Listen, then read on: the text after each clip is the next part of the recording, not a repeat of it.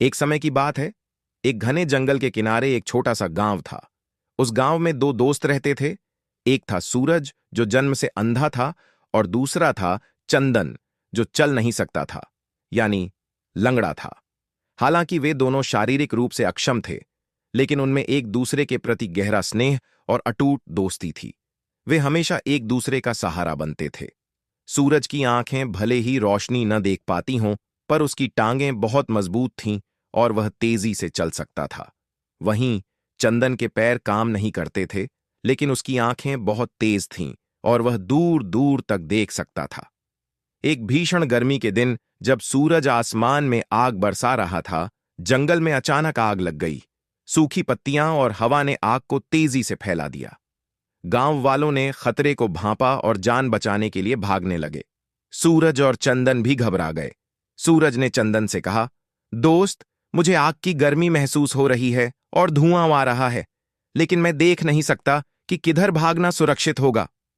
चंदन ने जलते हुए जंगल की तरफ देखा और बोला, सूरज, आग तेजी से हमारी तरफ बढ़ रही है। गांव से बाहर निकलने का रास्ता सीधे पूरब की ओर है, लेकिन मैं चल नहीं सकता। दोनों दोस्त जान गए कि अगर वे अलग अलग रहे तो कोई भी नहीं बच पाएगा। तभी सूरज के दिमाग में एक विचार आया। उसने कहा, चंदन, हम अपनी कमजोरियों को अपनी ताकत बना सकते हैं। चंदन ने हैरानी से पूछा, वह कैसे? सूरज ने समझाया, तुम देख सकते हो और मैं चल सकता हूं। तुम मेरी आंखें बन जाओ और मैं तुम्हारे पैर बनूंगा। तुम मेरी पीठ पर बैठ जाओ और मुझे रास्ता बताओ। इस तरह हम दोनों एक होकर इस संकट से बाहर निकल सकते हैं। चंदन को यह विचार बहुत पसंद आया। उसने तुरंत हामी भर दी। बिना एक पल गंवाए चंदन लंगड़ाते हुए सूरज के पास पहुंचा और उसकी मजबूत पीठ पर चढ़ गया। चंदन, रास्ता बताओ, सूरज ने फुर्ती से कहा। चंदन ने आगे की ओर देखते हुए निर्देश देना शुरू किया। सूरज, थोड़ा दाईं ओर मुड़ो। हाँ, अब सीधा भागो। सामने एक झाड़ी है, उससे बचकर बाईं ओर। सूरज, जो अब चंदन की आंखों से देख रहा था, तेजी से भागने लगा। आग की लपटें उनके करीब थीं और गर्मी असहनीय थी, लेकिन वे दोनों एक दूसरे पर भरोसा करते हुए आगे बढ़ते रहे।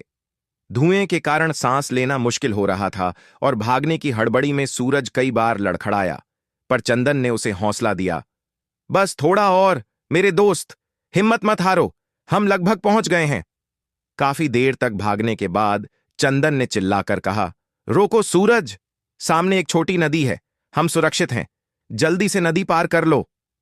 सूरज ने जैसे ही नदी के ठंडे पानी में कदम रखा, उसने राहत की सांस ली।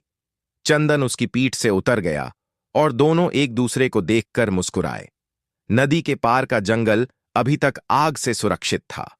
उन्होंने पीछे मुड़कर देखा तो उनका गांव और जंगल का एक बड़ा हिस्सा धू धू कर जल रहा था। वे दोनों अपनी साझेदारी और दोस्ती के कारण बच गए थे।